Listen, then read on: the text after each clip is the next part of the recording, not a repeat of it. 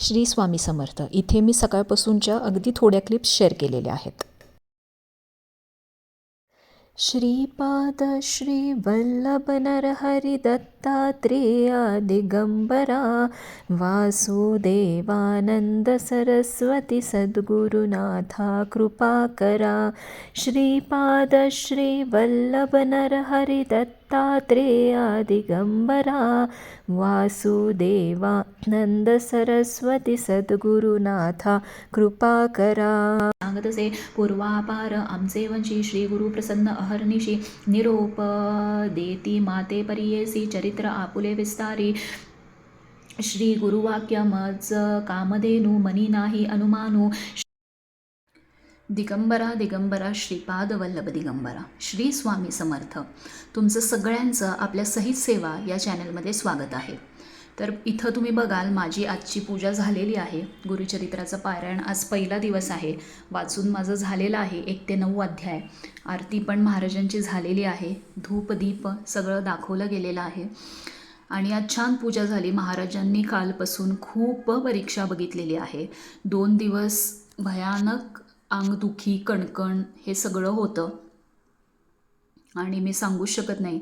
Plus आमचे जे शेजारी आहेत त्यांना काहीतरी मेडिकल प्रॉब्लेम आलेला. सो त्यांची मुलगी आमच्याकडे होती. तिला शाळेला पोचवणं, तिचं सगळं जेवणखाण बघणं, तिला व्यवस्थित घरी सगळे तयार करणं किंवा तिच्यापाशी राहणं. त्यामुळं खूप परीक्षा बघितलेली आहे 2 दिवस. पण जसं आपण पूर्वीच्या व्हिडिओमध्ये बघितलं किंवा बोललो की काहीही झालं तरी सगळ्या परीक्षा आपण द्यायच्या आणि वाचन मात्र सोडायचं नाही. कितीही चिडचिड झाली तरी चालेल, कितीही वेळ लागला तरी चालेल, सकाळी नाही जमलं तरी चालेल. मला पण आज सकाळी जमलं नाही. मला तिला शाळेला सोडून यायचं होतं. तिला व्यवस्थित तयार करून मी स्वतः तिला शाळेला सोडून आले. कारण तिचे आई हॉस्पिटलमध्ये गेलेली. त्यांच्या घरी थोडासा मेडिकल प्रॉब्लेम झालेला. सो शेजार धर्म हा आपण कधीही निभवलाच पाहिजे आणि जेवढी होईल तेवढी मदत केली पाहिजे. भले मग ते कोणी असो, जर ते गरजू असो तर त्यांना आपण मदत केलीच पाहिजे. त्यामुळे असं हे सगळं होऊन सुद्धा आज माझं वाचन थोडं लेट झालेलं आहे. पण येस, सुरुवात झालेली आहे आणि खूप छान वाटतंय की आज पहिला दिवस छान गेलेला आहे. इथं मी तुम्हाला एक प्रभावी सेवा सांगणार आहे जी तुम्ही आजपासून पूर्ण 7 दिवस करू शकता दत्त जयंतीपर्यंत. ज्यांना गुरुचरित्र वाचायला जमलेलं नाही त्यांनी जे आपलं आहे ते तुम्ही वाचू शकता. तुम्ही दररोज हे अख्खे 21 अध्याय जे आहे ते तुम्ही वाचून 7 पाठ करू शकता. म्हणजे 7 दिवसात 7 पारायण करू शकता. तर तुम्हाला स्वामीचरित्र सारामृताचं वेगळं महत्त्व सांगण्याची गरज नाही आहे. ही पोथी म्हणजे लाईफलाईन आहे. लाईफलाईन जसं म्हणतो ना आपण, ती ही पोथी लाईफलाईन आहे. आणि हे तुम्ही दररोज 1 ते 21 अध्याय वाचायचे. असं तुम्ही 1 पारायण दररोज केलं तर तुमचं 7 दिवसात 7 पारायण होऊन जातील. सो तुम्ही हे करू शकता. त्याच्यानंतर आपल्याकडे इकडे हे गुरुचरित्राचा 13वा, 14वा आणि 18वा अध्याय आहे. तुम्हाला कुठलाही एक अध्याय घ्यायचा आहे. ह्याच्यावर लिहिलेलं आहे हे अध्याय कशासाठी आहेत मी परत आता सांगत नाही. ह्याच्यावर तुम्ही बघू शकता की 13वा अध्याय असाध्य रोग बिकट समस्या दूर करून श्री गुरुकृपा प्रसाद देणारासाठी 13वा अध्याय आहे. 14वा अध्याय संकट परिहार होऊन सकळ मनोरथ पूर्ण करणारा आहे. आणि 18वा अध्याय आहे तो दारिद्र्य परिहार होऊन तुम्हाला सुखसमृद्धी मिळवून देणारा आहे. सो तुम्ही हे गुरुचरित्र कुठलाही अध्याय घ्या. मग 13वा असो, 14वा असो किंवा 18वा असो, तुम्ही कुठलाही अध्याय हे 7 दिवस वाचू शकता. किंवा संक्षिप्त गुरुचरित्र ही जी पोथी आहे ते तुम्ही 7 दिवस वाचू शकता. नाही तर इथं श्री स्वामी समर्थ सहस्त्रनामावली आहे. ही माझ्याकडे आहे.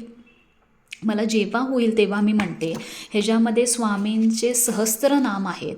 जसं इथं तुम्ही बघू शकता, हे बघा. सो ही सहस्त्रनामावली आहे आणि हे तुम्ही सहस्त्रनाम तुम्हाला अगदी काहीही जमलं नाही, तुमच्याकडे टाईम नाही आहे, तुम्हाला खूप तुम्हाला खूप कामं आहेत, तुमच्याकडं खरंच टाईम नाही आहे काढायला, तर तुम्ही ही सहस्रनामावली बसून सकाळ किंवा संध्याकाळ कधीही वाचू शकता. अगदी सोपी नावं आहेत. ओम श्री स्वामिने नमः, ओम समर्थाय नमः, ओम धरणी नंदाय नमः. हे अगदी खूप आहे बघा. ओम अनंताय नमः. खूप सोपी नावं आहेत आणि अगदी मोजून जर बघितलं तर जर तुम्हाला ते नावं तोंडात बसली असतील तर अगदी 20-25 मिनटामध्ये होऊन जातं.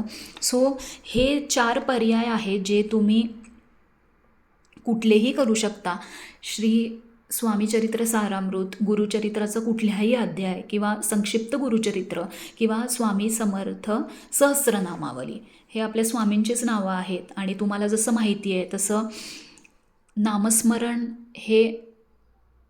ह्याच्या पलीकडची सेवा कुठलीच नाही आहे. नामस्मरण हे तुम्ही कधी, कुठे आणि कुठल्याही परिस्थितीत करू शकता.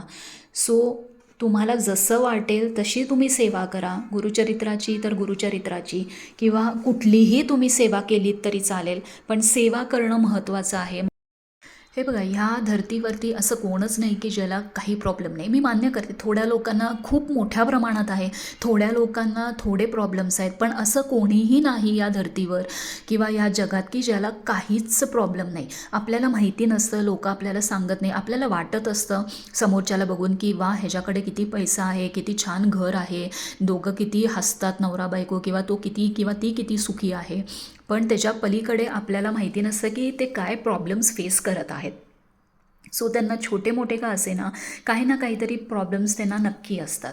सो त्यासाठी आपण सेवा हा एकच मार्ग आहे जो आपण धरला पाहिजे. आणि आपण कायम स्वामींची, दत्तगुरूंची, तुम्ही जे कोणाला बसता त्यांची सेवा करा. मी म्हणत नाही की तुम्ही ह्यांचीच करा, तुम्ही गणपतीला बसता त्यांची करा, तुम्ही देवीची सेवा करा, तुम्ही शंकराची सेवा करा, तुम्ही ज्या देवाला बसता त्यांची सेवा करा आणि अजिबात सोडू नका. आणि सेवेचं फळ तुम्हाला नक्की मिळेल, हे 101% खरं आहे. चला तर, आज पहिला दिवस मस्त छान गेलेला आहे गुरुचरित्राचा पारायणाचा, आणि उद्या आपला दुसरा दिवस असणार आहे. तर इथेच मी हा व्हिडिओ संपवते. श्री स्वामी समर्थ. आणि तुम्हाला जर हा व्हिडिओ आवडला असेल तर लाईक करा, शेअर करा आणि सबस्क्राईब करा.